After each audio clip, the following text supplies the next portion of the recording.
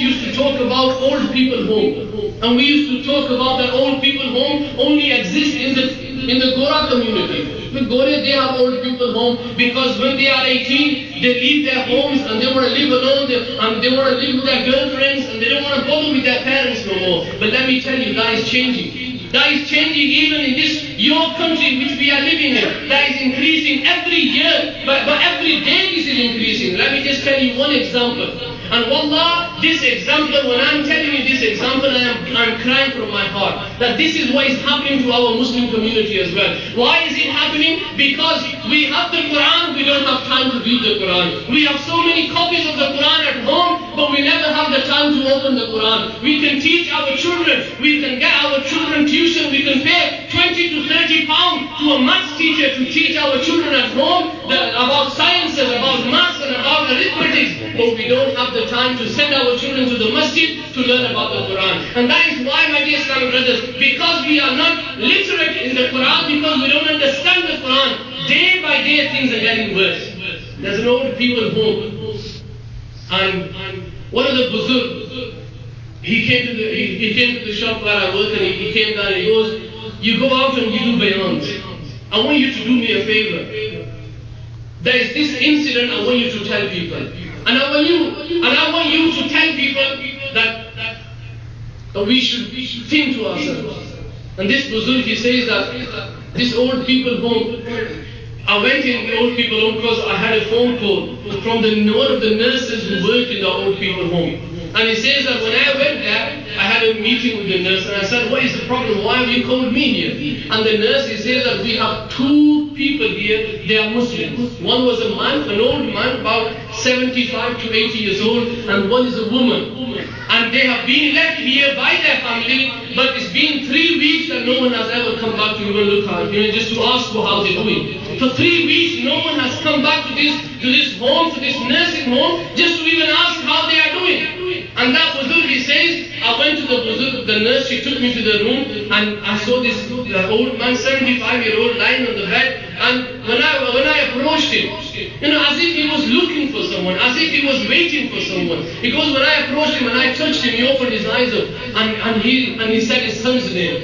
I don't know what his name was, but he said his son's name. And I said that, no, it's me. And that Buzurg started crying. He goes, it's been 3 weeks. My son and his wife, they left me in this nursing home. They paid for everything, but they've left me, and it's been 3 weeks. My son has not even come back to even check how I am doing. And that Buzurg, he says, 3 or 4 days later, I had another phone call from that same nurse, and she goes, it's an emergency. You are the only contact I have.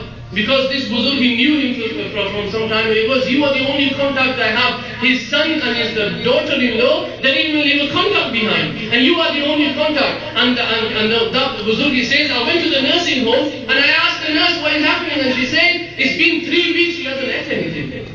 And that Buzurg, he said, why aren't you eating anything? He goes, how can I eat pork?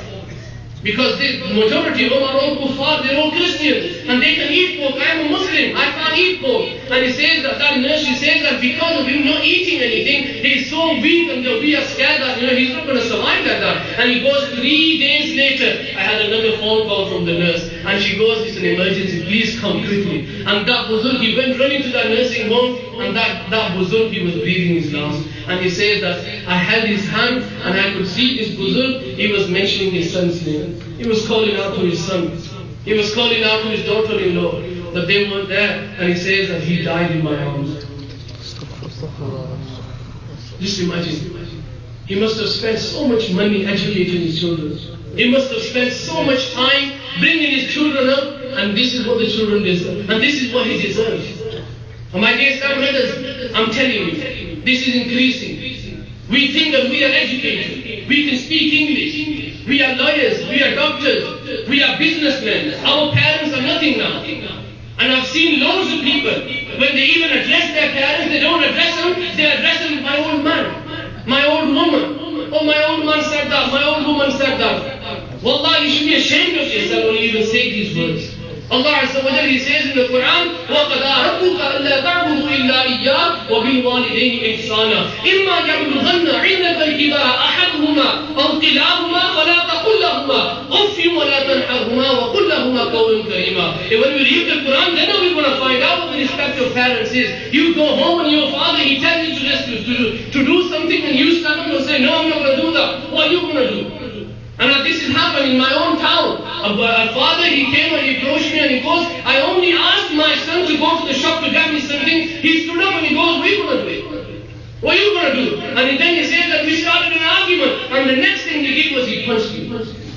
This was the son, he punched his father. And the Quran teaches you that if your parents, they grow old, don't even utter the word uff to them.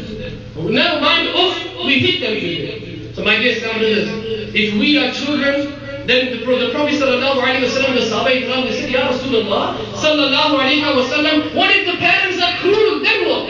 And the Prophet sallallahu alaihi wasallam says that you must respect them even though they are cruel, even though they are cruel, even though they are cruel, you should respect them. My dear Islam brothers, I'm just going to leave you this point to remember and to think to yourself, tonight is Shab-e Qadr. If we are the ones who are disrespecting our parents, wallah, I say to you, there is only one message I say to you, this night, thank Allah Azza wa Jal for giving you parents. And my dear Islam brothers, repent from Allah. And then go back to your parents and fall into their feet. Because if they go to sleep tonight and they are not pleased with you, Allah's not going to be pleased with you as well. You can worship, you can stay in the masjid till Fajr Azan. Nothing, you're not going to gain anything. So my dear Islam brothers, may Allah Azza wa Jal give us the tawfiq to understand.